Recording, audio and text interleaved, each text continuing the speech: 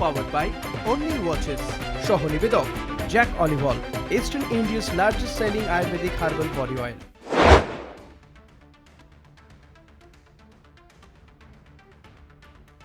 নমস্কার, শুরু করছি স্টেডিয়াম বুলেটিন। স্টেডিয়াম বুলেটিনে আজকে শুরুতে একটা পুরনো গল্প বলি, নেভিল কার্ডাসের একটা লেখা উল্লেখ করব, কিন্তু তার আগে আমাদের সর্বাগ্রে যেটা করা দরকার সেটা হচ্ছে যে আমাদের যারা এই প্রোগ্রামটা পাওয়ার করেছেন অনলি ওয়াচেস, তাদের নাম বলা দরকার। এটা প্রেজেন্ট করেছেন জ্যাক অলিভ অয়েল, আর আমাদের গিফট স্পন্সর অ্যাশিওর। এবার গল্পটা হচ্ছে যে ম্যানচেস্টার মাঠে ইয়র্কশায়ার আর ল্যাঙ্কাশায়ারে খেলা হচ্ছে।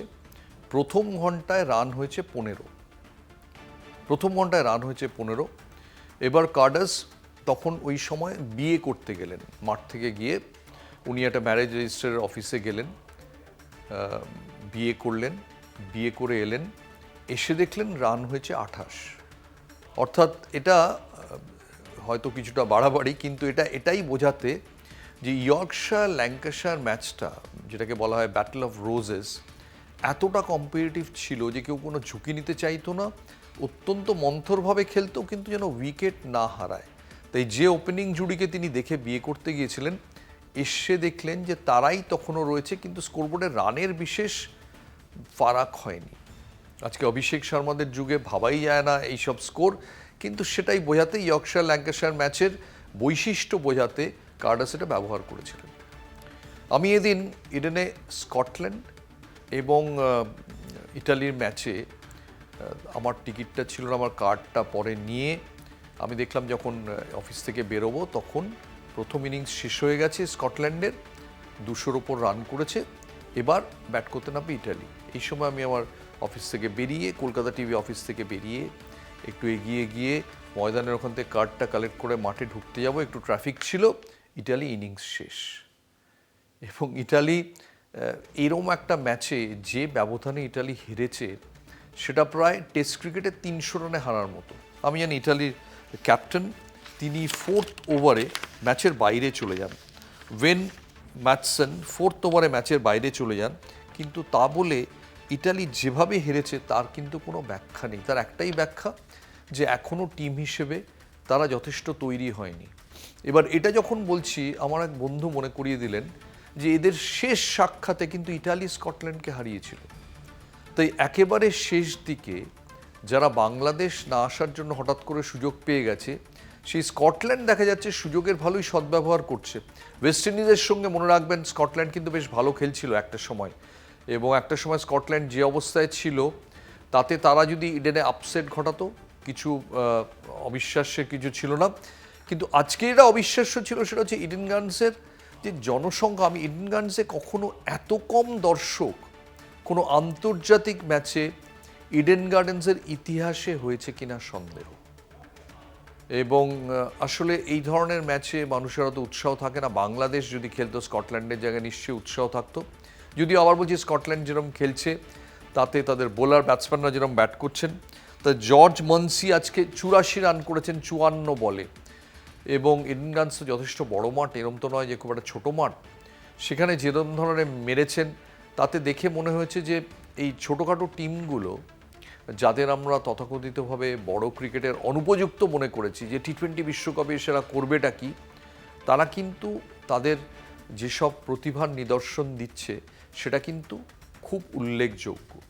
এবং এই ইটালি প্রথম ম্যাচটা হেরে গেছে, কিন্তু পাওলো রোসির দেশ, বারেসির দেশ সবসময় কম্পিটিটিভ। অনেক দেখবেন অনেক টুর্নামেন্টে, বিশ্বকাপ ফুটবলেও ইটালির শুরুটা খারাপ করে, তারপরে দারুণভাবে উঠে আসে। এবং এই ক্যাটানেসিওর মতো চাপ নিতে নিতে হঠাৎ করে একটা কাউন্টার অ্যাটাক হয়।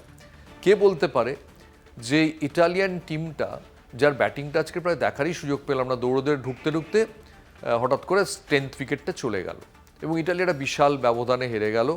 ইডেন গার্ডেন্সের সর্বকালের সেরা এক পেশে যে ম্যাচগুলো, তাতে যদি 50টা ম্যাচ করা যায়, 50টাও আমি বলবো না, যদি 25টা ম্যাচ করা যায়, তার একটা ম্যাচের মধ্যে নিজেকে ঢুকিয়ে নিয়ে এবার পরের ম্যাচ ইডেন গার্ডেন্সে ইংল্যান্ড আসবে। ইংল্যান্ড যখন আসবে 14 তারিখে, নিশ্চয়ই ধরে নেওয়া যায় যে ইংল্যান্ড একটা এত ভালো টিম, সেখানে বাটলার, সল্ট, এদের দেখতে নিশ্চয়ই ভিড় হবে।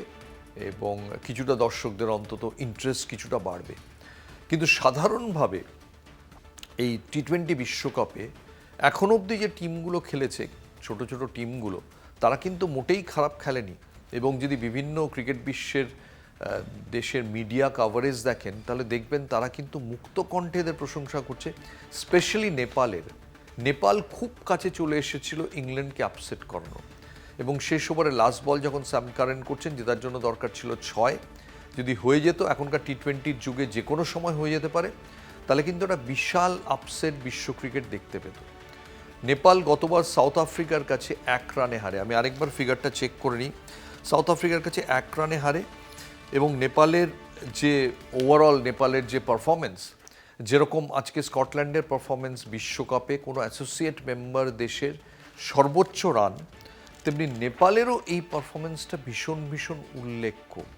এবং কেউ ভাবতেই পারেনি তারা ইংল্যান্ডকে এই অবস্থায় নিয়ে যাবে। এবং ওয়াংখেড়ে স্টেডিয়াম যখন লাস্ট ওভার বল হচ্ছে, প্র্যাকটিক্যালি শ্বাসরুদ্ধ অবস্থায় ছিল, সেখান থেকে নেপাল জিততে পারেনি হয়তো, কিন্তু নেপাল ইঙ্গিত দিয়েছে যে পরের ম্যাচগুলোতে তাদের লাইটলি নিলে খুব ভুল করা হবে। নেপাল, নেদারল্যান্ডস আরও একটা টিম, ভারতকে নেদারল্যান্ডসের সঙ্গে ভারত আহমেদাবাদে খেলবে, তার আগে নেদারল্যান্ডস যদি আরও চমক সৃষ্টি করে আশ্চর্যের কিছু নেই। পাকিস্তান তাদের কাছে খুব লাকিলি বেরিয়ে গেছে। মনে রাখবেন প্রথম ম্যাচে আমেরিকা ভারতকে 77 রানে ভারতের 6 উইকেট চলে গিয়েছিল। সূর্যকুমার যাদবের ক্যাচটা যদি না পড়তো, কে বলতে পারো এই ম্যাচটা আমেরিকা যে জিতে যেত না।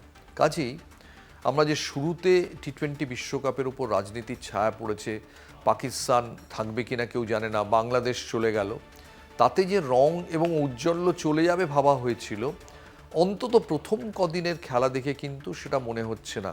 কারণ অ্যাসোসিয়েট দেশগুলো, সদস্য দেশগুলো খুব প্রশংসনীয় মানের ক্রিকেট খেলছে, ইনক্লুডিং ইটালি খেলবে বলে আমার ধারণা। প্রথম ম্যাচটা হয়তো একেবারে নোওয়্যার হয়ে গেছে, ক্যাপ্টেন বাইরে চলে গেছেন, ক্যাপ্টেন হয়তো গোটা টুর্নামেন্ট খেলতে পারবেন না, কিন্তু গুছিয়ে নিতে ইটালিয়ানদের জুড়ি নেই। ইটালিয়ান ডিফেন্স যেরকম গুছিয়ে নেয়, কে বলতে পারে ইটালিয়ান ক্রিকেট টিমও গুছিয়ে নেবে না। আপাতত যাচ্ছে একটা ছোট্ট বিরতিতে, কোথাও যাবেন না প্লিজ। বিরতি থেকে এসে খুব গরম গরম একটা বিষয় নিয়ে আলোচনা করব, ইন্ডিয়া পাকিস্তান 15 তারিখের ম্যাচ। ফিরে এলাম বিরতির পর। আমি আপনাদের শুরুতেই বলেছিলাম যে আমাদের প্রোগ্রামটা co-powered by Only Watches এবং co-presented by Jack Olive Oil, gift sponsored by Sure। Stadium বুলেটিনে এবার আপনাদের বলি, ভারত পাকিস্তান 15 তারিখের ম্যাচটা হবে কি হবে না। আপনারা যারা ভেবেছেন যে 15 তারিখের ম্যাচের দিন একটু অফ ডে নিয়ে নেব, সময়টা রাখবো, এখন ভাবছিলেন যে ওটা তো ম্যাচটাই হবে না, এখন মনে হচ্ছে ম্যাচটা হবে। কেন মনে হচ্ছে? কারণ পাকিস্তানের দিক থেকে যে ইঙ্গিতগুলো পাওয়া যাচ্ছে, তাতে মনে হচ্ছে ম্যাচটা হবে। এবার ম্যাচটা যে হবে সেই অ্যানাউন্সমেন্টটা কবে হবে? আপনারা যারা নিয়মিত স্টেডিয়াম বুলেটিন দেখেন তারা জানেন যে আমরা কিন্তু স্টেডিয়াম বুলেটিনে বলেছিলাম অনেক আগেই যে পাকিস্তান ইউটার্ন নিতে পারে, এবং দেখা যাচ্ছে পাকিস্তান ইউটার্ন নেওয়ার দিকে এগোচ্ছে। কিন্তু পাকিস্তানের কিছু দাবি আছে, সেই দাবি দেওয়াগুলো যদি আইসিসি মেনে নেয় একমাত্র তাহলেই পাকিস্তান রাজি হবে।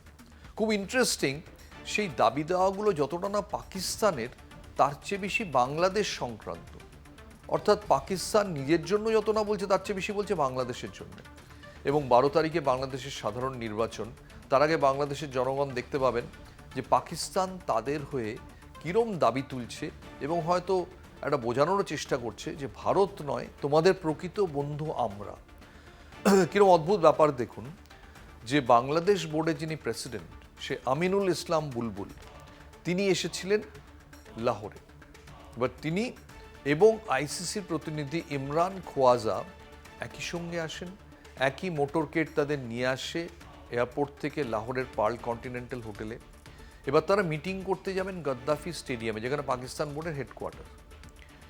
সেখানে যখন মিটিংয়ের ডাকে বাংলাদেশের যিনি বোর্ড প্রেসিডেন্ট আমিনুল ইসলাম বুলবুল, যিনি প্রাক্তন ক্রিকেটারও, তিনি ডাক পান আগে। অর্থাৎ তিনি গিয়ে আগে পাকিস্তান বোর্ডের কর্তাদের সঙ্গে কথা বলেন। তিনি কথা বলার পরে তারপরে ওখানে আসেন আমিনুল, কথা বলার পরে তারপরে ওখানে আসেন ইমরান খোয়াজা।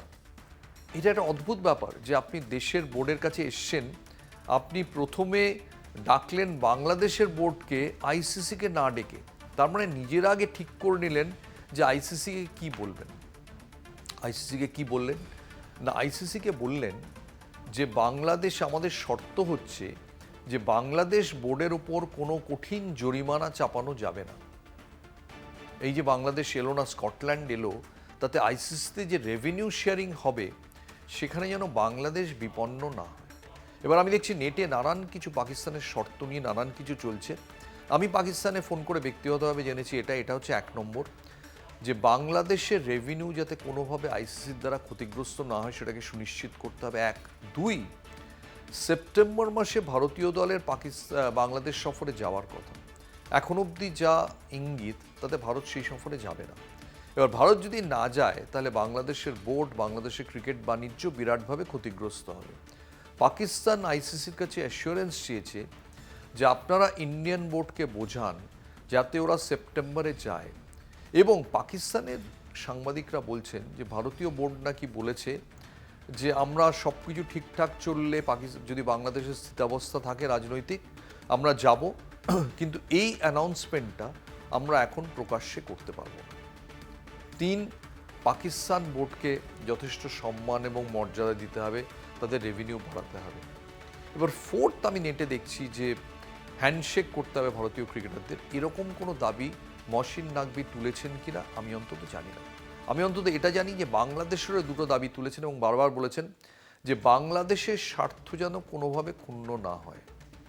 ভাবাই যায় না যে একটা দেশ নিজের কথা না বলে একটা প্রতিবেশী দেশের কথা ক্রমাগত আইসিসিকে বলছে এবং দুজনে মিলে আইসিসির উপর চাপ সৃষ্টি করছে। আজকে সকালবেলা আমিনুল ইসলাম বুলবুল সকালের ফ্লাইটে বেরিয়ে যান এবং লাহোর, ঢাকা, আমি ঠিক জানি না, নিশ্চয়ই সকালে কোনো ফ্লাইট আছে, 6টা বা 6:30টার সময়, ভোর 5:30টায় তাকে ছাড়তে গিয়েছিলেন মহসিন নাকভি।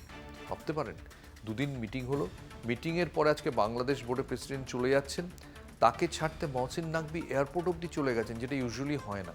অর্থাৎ বোঝাই যাচ্ছে যে বাংলাদেশ এবং পাকিস্তান এখন ভীষণ কাছাকাছি, রাজনৈতিকভাবে কাছাকাছি। এবং পাকিস্তান বোর্ড বারবার বলেছে এই যে চেঞ্জগুলো আইসিসি করছে সেগুলো নিয়ে তারা পাকিস্তান প্রধানমন্ত্রীর কাছে যাবে, প্রধানমন্ত্রীর অনুমোদন পেলে তবেই অ্যানাউন্সমেন্ট হবে যে 15 তারিখের ম্যাচ তারা খেলবে। কিন্তু আমরা জানি যে প্রধানমন্ত্রীও শেষ কথা নন, শেষ কথা আরেকজন ভদ্রলোক যিনি সেনাধ্যক্ষ, তিনি শেষ কথা বলেন। পাকিস্তান এখন তিনিই শেষ কথা, যিনি ইমরান খানকে বন্দি করে রেখেছেন। সেই তার যদি অনুমোদন পাওয়া যায়, পরিস্থিতি যা তা কিন্তু অনুমোদনের দিকে, কারণ আইসিসিও কিছুটা নরম হয়েছে। শুধু ওই একটাই যে ভারত কি বাংলাদেশ সফরে সেপ্টেম্বরে যাওয়ার ব্যাপারে সত্যিই প্রতিশ্রুতি দেবে? প্রথমত আইসিসি কী করে প্রতিশ্রুতি দেবে ভারতের ব্যাপারে? ওরা আইসিসিকে চাপ সৃষ্টি করতে বলছেন, যেহেতু জয় শাহ হচ্ছেন আইসিসি প্রেসিডেন্ট এবং সবাই জানে ভারতীয় বোর্ডটা বকলমে তাই তিনিই চালান। কাজে টি-20 ক্রিকেট যখন মাঠে চলছে, মাঠের বাইরে, একেবারে অনুষ্ঠান কেন্দ্রের বাইরে টি-20 ক্রিকেট তো খেলা হচ্ছে ভারত ও শ্রীলঙ্কায়, পাকিস্তানেও কিন্তু একটা টি-20 ক্রিকেট হচ্ছে, সেটাও কিন্তু খুব ইন্টারেস্টিং মোড় নিচ্ছে। আর যদি 15 তারিখের ম্যাচটা হয়, এর চেয়ে ভালো জিনিস ক্রিকেট রসিকদের জন্য আর কি হতে পারে। আপাতত যাচ্ছে একটা ছোট্ট বিরতিতে, কোথাও যাবেন না, খুব দ্রুত ফিরব। এলাম বিরতির পর।